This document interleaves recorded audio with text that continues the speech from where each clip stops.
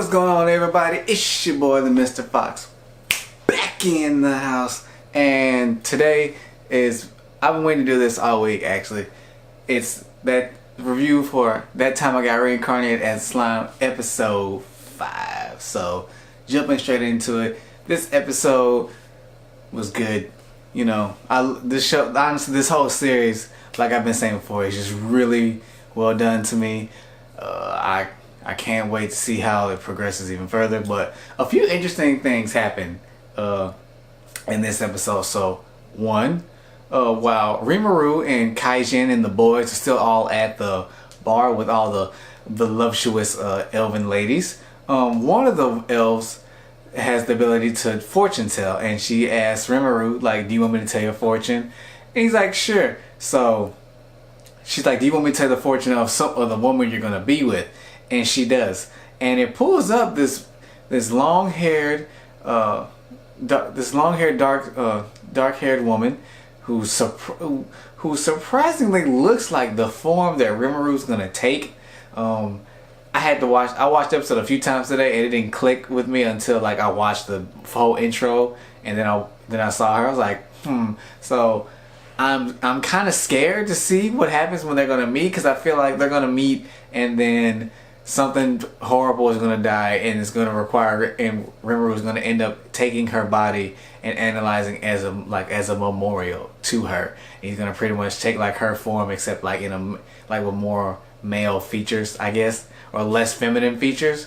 So I'm kind of scared, but I'm also excited to see where, when they meet up and how all that's gonna go down.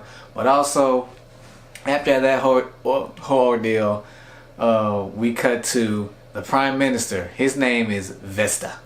Is it? Yeah, Vesta. And he's pretty much there to antagonize Kaijin, which is the elf. Not the elf. Why am I saying elf? Is the dwarf that Rimuru is recruiting to take back to his village so he can, help the goblins learn how to build weapons and houses. Mainly houses and clothes. That's what they need the most. And all that. Vesta's pretty much being a jerk. He's like, should you be wasting your time in this bar? If you don't get that order I made you, I asked of you done, it's gonna make you look bad and your reputation's all that. He didn't say it all that, but it's pretty much implied. You know how these things go. And Kaijin's like, he's like, bro, I already did that. He's like, I sent the invoice in. And Vesta's like, wait, what? He's like, you want to see the invoice? He's like, no. He's like, this is to be expected of, someone of high caliber. He's pretty much kissing his tail, but he gave him that order knowing full darn well that he wasn't going to get it done. But luckily, our boy Rimuru came in and remedied all that. So, after all that little scuffle, Vesta turns his attention to Rimuru. Rimuru is a unique case. Most slime are not intelligent, are unable to speak on this. So he's like, why would you let a monster in here in such a highbrow place? And me the whole time, I'm like, man, if you don't shut up and get out of here, I can't stand when people do that mess. I'm like, you just in here to cause trouble to be causing trouble, man. Go do something with your time, you feel me? But, and then he's like, man, he's pretty much like getting him out here, and the owner of the joint, she's trying to calm him down, like, do you want me to get you a drink and all that? Pretty much trying to get his mind off of it. And he takes the drink that she offers, but then he pours it on my boy Rimuru. And at this point, I'm like, man, if someone don't knock him out, that's when your boy Kaijin. Well, first off, Kaijin, I'm digging that name. It reminds me of kaiju. Every time I think of him, I think like a short, stocky Godzilla or something like that. Yeah, Godzilla. Well, I can't remember the three-headed one. I don't know why I want to say Kingdra. That's a Pokemon. But anywho, so yeah, he stands up and he punches dude square in the face, and he's like, you poured your drink on a guest of mine. That's not cool. That's bad manners. You're making me look bad as a host. So he's pretty much, I'm finna put you to work. And I'm gonna put it up. I'm put that scene up because he works him over. Like you can tell the minister ain't used to fighting or none of that. If he did used to fight, actually no, take that back. He used to be like a subordinate of Kaijin, because we found out Kaijin was like a soldier and he was like commander of like the unit that he was a part of. But I don't think it was expressly stated why he resigned. Oh yeah, because Vesta is a scientist. He had a project to make like pretty much like mechanized soldiers. The whole project blew up in his face, and he blamed it on Kaijin. Kaijin, being the sweet, kind dude that he is, for some odd reason took the brunt of it, and you know, he had to resign, and that's why he's a blacksmith now. So yeah, that's all out the way. But I mean, back to the scene in the bar. I mean, Kaijin just punches Vesta in the face like 3 times. The second one was the best hit, because the first one was like, ooh, and the second one, he put some pep on it. Just, I'm like, yes, thank you. This ends up getting everyone in the bar besides, you know, the elves, because they work there. It gets Rimuru, Kaijin, and all his boys arrested. They're thrown in trial. This is where they end up back in the same cell as Gobet. I think that's his name. Yeah, Gobet. He's been asleep the entire time. Rimuru, like last episode, Rimuru tied him up upside down because he was bored and he's sleeping. He's still asleep. And he finally wakes up in the cell, and Rimuru's like, go back to sleep. Well, you know, we'll come and get you. We won't forget you. And he's like, because Rimuru's thing is like, there's no point. It's like, it's not fair to bring him in on this trial when he pretty much had nothing to do with it. He's been in the cell the whole time. So that's all we get with Gobet. I'm gonna come back to him later because something funny happens at the end. But they go to trial, and you know how these things go. It's pretty much like Vesta's word, and he's a noble against Kaijin, and Kaijin is technically like a peasant. I mean, he's the best blacksmith in the whole city, but still, like, as far as status goes, he's considered a peasant, which I think is suckish, but whatever. And so, you know, they go to trial. The king comes in, and the king is like straight. He's like straight, not like he's upset or anything. You can tell like this dude is like serious 100% of the time. He's always calculating and trying to keep order in his kingdom and all that mess. So he comes in. Vesta tells his story. Well, Vista's lawyer tells the story. I'm not even really sure, but yeah, he pretty much spins it to where, he was saying Vista was minding his own business, and then he was brutally attacked by Kaijin and his gang. When we all know that's BS, but whatever. So after that, the king's not even speaking. He's just like sitting there like watching, like yeah, whatever. And like one of his men, I guess it's a wizard, another judge, whatever he is like, okay, after deliberation, we've decided that Kaijin, you'll get 20 years working in the mine, and then everyone else will get 10. And I'm like, that's pretty steep. I know he punched a noble, but 20 years? I mean, you gotta make an example, because you don't want everyone thinking that you just go around punching nobles.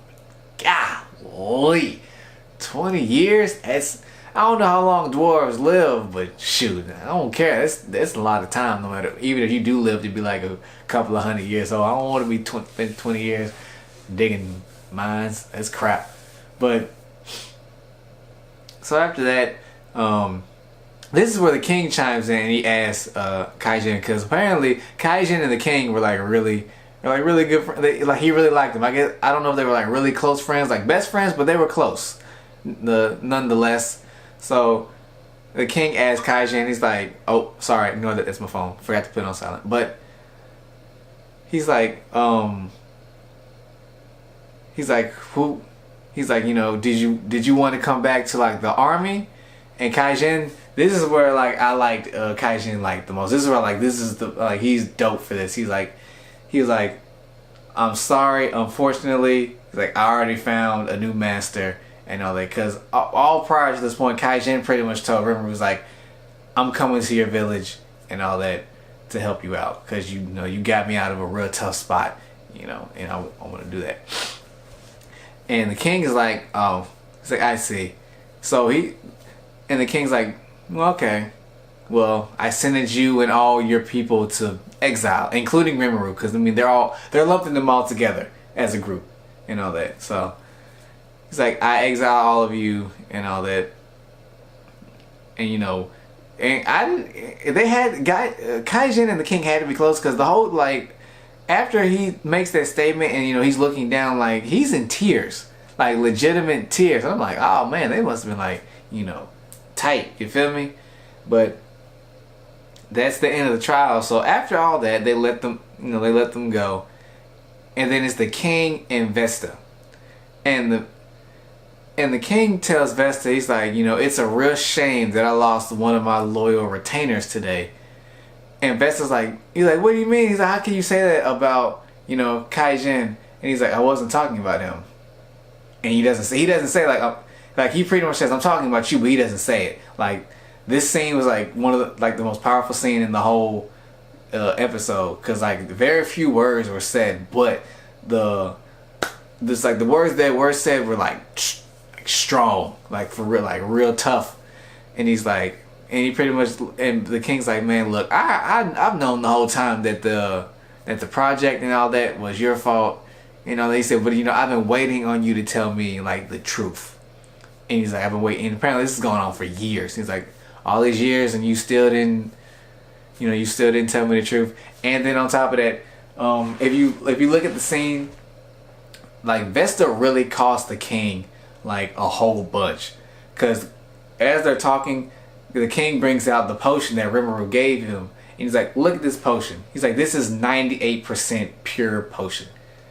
And he's like, and Vesta's like, that's impossible. He's like, well, the slime that you just got me that I just exiled on your behalf, because the king has to keep order. He can't let a peasant go around punching nobles, otherwise it'll make him look bad, and it might incite a coup d'etat or whatever, or an assassination. And like, because the king, because he's like not, he didn't say it, but like, if you think who's the best in the whole city, probably maybe even the country, and then you made me lose a relationship with a very powerful being who's able to create these super potent potions. And when you think, and like when you sit there and think about it, like, yeah, man, you lost it all. And then after all that, Vesta starts crying, and he's like, I'm sorry. All I ever wanted to do was like to be useful to you, and all that. And he's like, I don't know where I went wrong. Maybe it was my envy for Kaijin, or maybe it was before that. And the king, the king thanks him for his service. He's like, thank you for your service, but never show yourself in front of me again. He got off real easy, because he could have easily executed him, but I think he left in the way it is simply for the fact for appearances. I think that's the only reason why he still has a status, and why he's not hanging from a noose or being beheaded. So that's pretty much where it ends. And like towards the end, like at the last minute of the scene, the king's in the courtyard, and he, one of his not assassins, one of his spies pops up, and he's like, pretty much, go watch that group as carefully as possibly can, and he said, do whatever you can, make sure you are not seen, like, at all, because obviously Rimuru's still not doing a very good job of hiding his aura, because the king was like, that slime has the same aura as Veldora, the storm dragon, which we know why, but they don't. Which is understandable. Now, coming back to Gobet, this is really no importance. I just found it hilarious. They forgot Gobet. Pretty much. Gobet is still in jail, tied up, hanging upside down, and they're leaving. I'm pretty sure they'll address it next episode, because they're not gonna leave him. But I just thought it was hilarious, because Rimuru was like, "Don't worry, I won't forget you," and then he straight forgot him. So it was hilarious. But that's the end of the episode. I'm trying to keep these shorter, but but I ramble a lot. So tell me what you thought about the episode. I think it's good. Like I said, as soon as this season is over, I'm gonna go read the light novel from beginning all the way up to the point I'm at now, and on further until they release another season. If they don't, then I got it. But with all that being said, do the stuff that I normally tell you to do. The other videos for 3 and 4 will be dropping soon. Like along with some other videos. But I just wanted to get this out first. Like I said, follow me on Instagram, Twitter, Twitch, all my social media outlets. Be sure to like, subscribe, comment, hit the bell, share the video, share it on Facebook, everything you got. I know the kids like to do Snapchat. I don't have one. and more than likely I will never have one. But it's your boy, the Mr. Fox, in his location I'm probably gonna be using for a while. Signing